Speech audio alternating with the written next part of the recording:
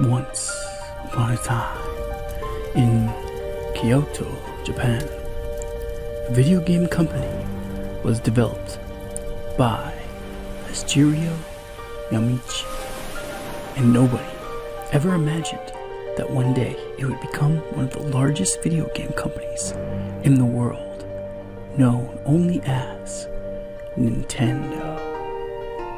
But how did Nintendo become such a well-known gaming company? And why did it become a gaming company? Is it true that Pac-Man was inspired from a pizza? And which game did Super Mario Bros. Originate from?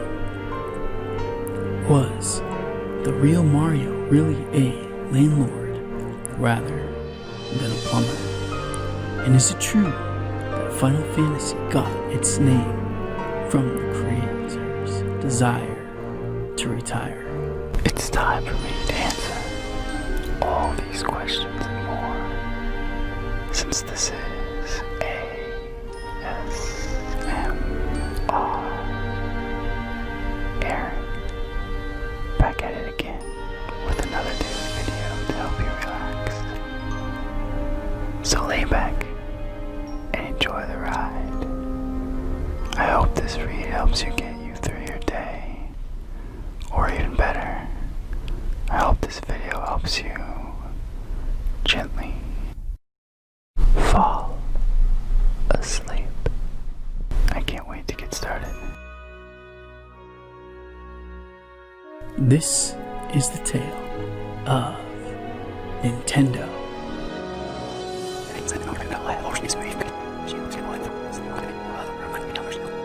Nintendo, having been founded in 1989 by Shigeru Yamauchi, is the oldest video game company in the world. Originally, the company produced card games, but from the 1960s onward, it ventured into numerous different business ventures before finally landing in the lucrative video game industry, which is where it would eventually leave its mark.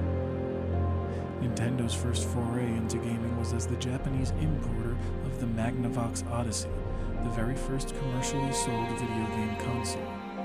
However, the Odyssey never reached the popularity and fame of Atari's Pong game, which would be copied by numerous companies in the 1970s. Even eventually by Nintendo, who released the TV Color game in 1977, making it technically the company's first console.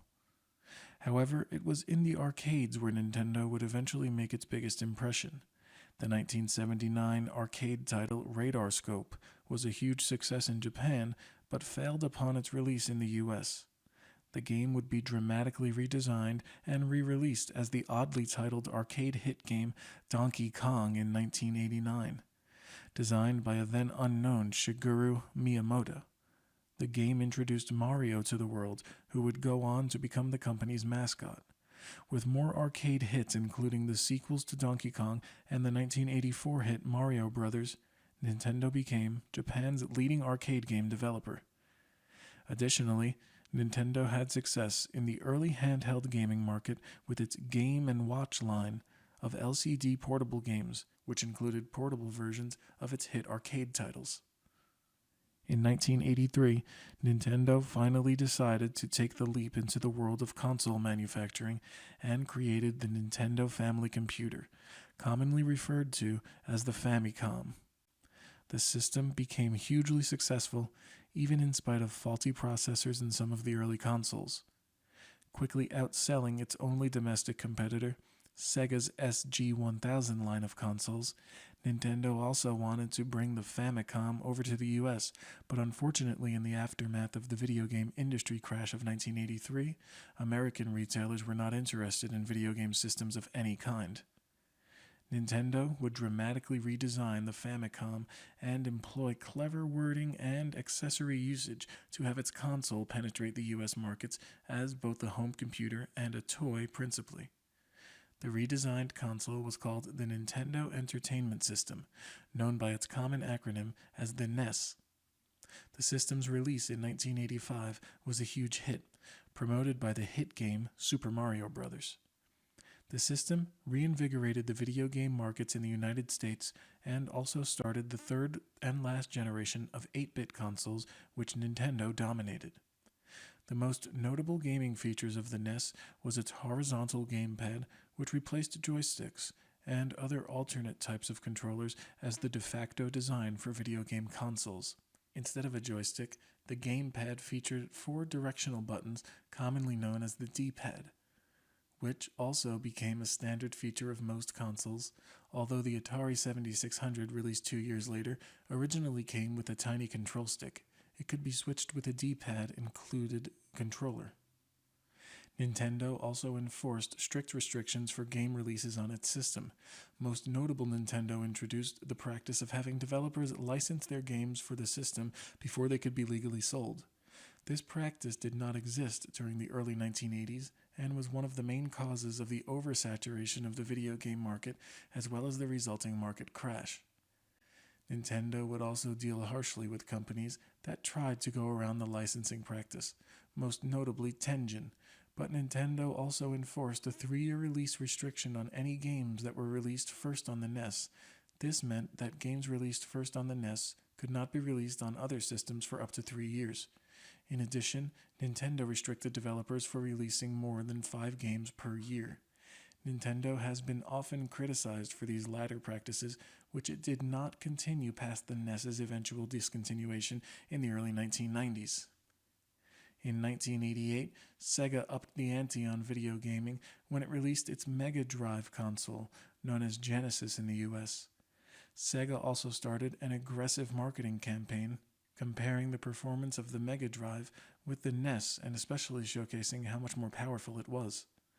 Nintendo reacted soon after when it began developing its own 16-bit console.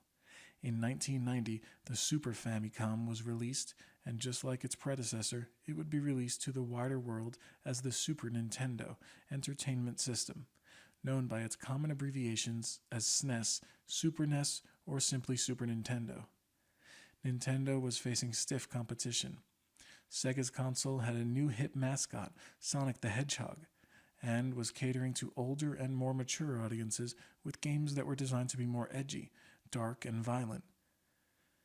Nintendo continued on the same path as before, instead focusing on releasing new upgraded versions of its prior successful game franchises such as Super Mario World, Super Castlevania IV, Mega Man X, and others.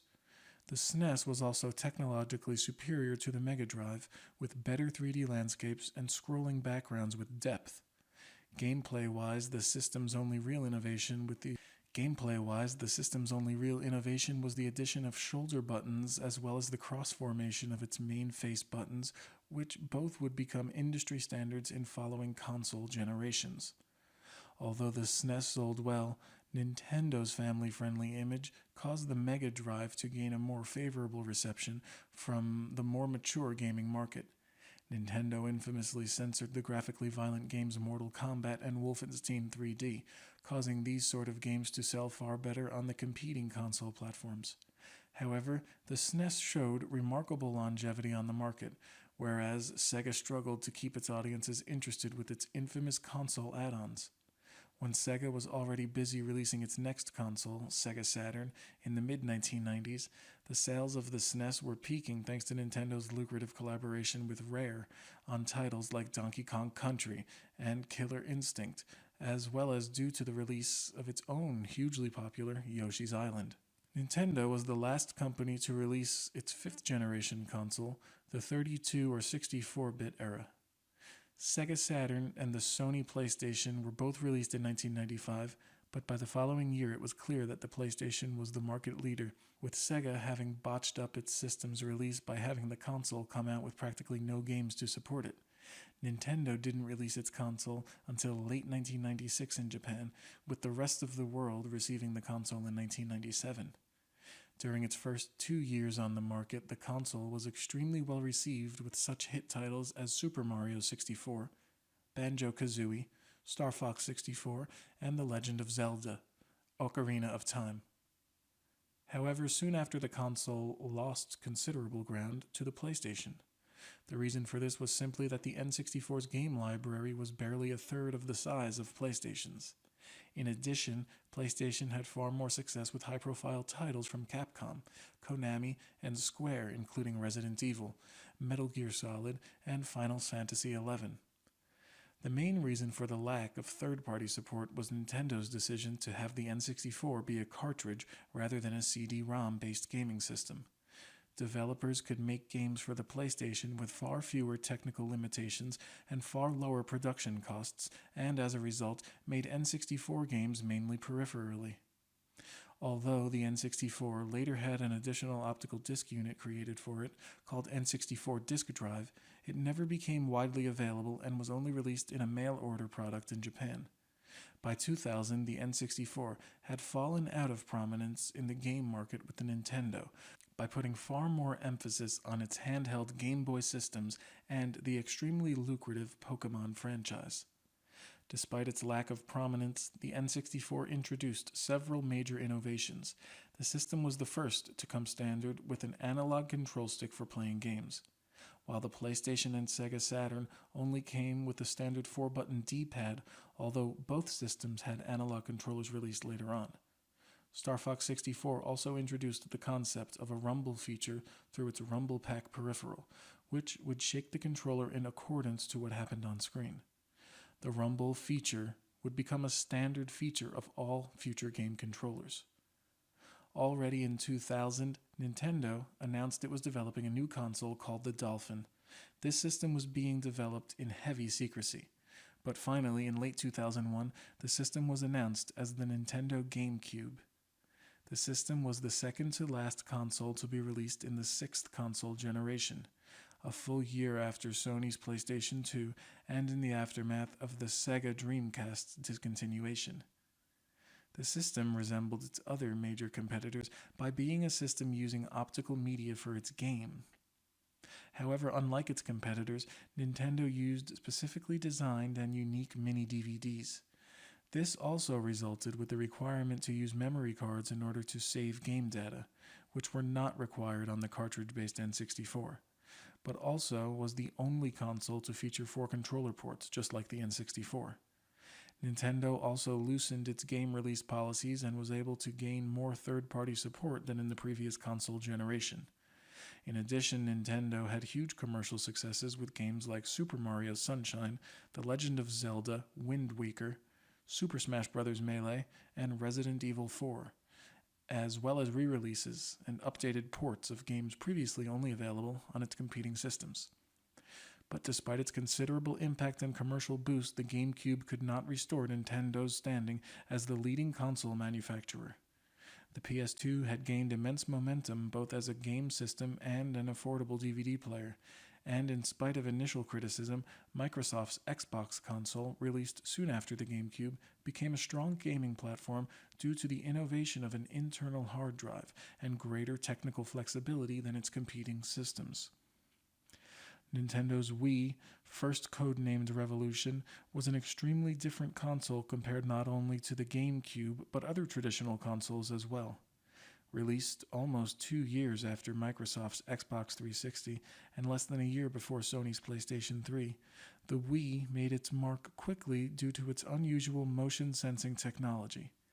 Nintendo also opened the market to more casual gamers, inviting people with no prior experience with video games, with titles focusing on personal fitness as well as more child-oriented titles.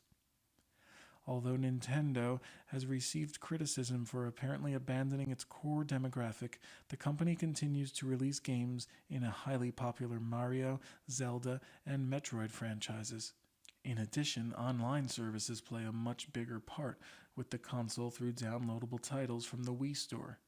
New titles are released through WiiWare, and old games, both from Nintendo's older systems and from its competitors, Sega, SNK, NEC, are available through download on Virtual Console. In addition, the system is fully backwards compatible with GameCube's games. It's not easy to create a game based solely on the concept of eating, but Namco employee Toru Iwatani did just that in 1980 by taking the idea of a pizza with a slice missing and then having it eat a bunch of dots while being chased by ghosts in a maze. Iwatani has also said that the shape is a rounded version of the square Japanese character for mouth. The name of the game, Pakuman, was inspired by the Japanese onomatopoeia paku paku, which describes the sound of eating, similar to the English word chomp. As the game was brought to market, the title morphed into Pac-Man. Ice Climber was the first game that Kazuaki Morita worked on. He would go on to refine the game's formula for his next title at Nintendo, Super Mario Bros., where the action moved horizontally instead of vertically. During the development of Donkey Kong Jr., a Nintendo employee repeatedly pointed out that the character looked a lot like Mario Segal, the Italian landlord of Nintendo's US office. Thus, Mario was born. The original lady character became Pauline at the same time in honor of one member's wife, Polly. One of the most popular role-playing game franchises of all time got its name from almost becoming the last project its creator ever worked on. According to Hironobu Sakaguchi, he named the game he'd been working on Final Fantasy because he planned to quit the video game industry if it didn't sell well. Despite the small staff of developers he was afforded for the game, it managed to sell, to the tune of 400,000 copies initially, and a long list of sequels, spin-offs, and remastered releases in the years to come. Sakaguchi went on to serve for several years as president of Square USA, the company that first took a chance on Final Fantasy. And so ends the tale of the famous video game company, Nintendo, that continues to attract gamers all across the world.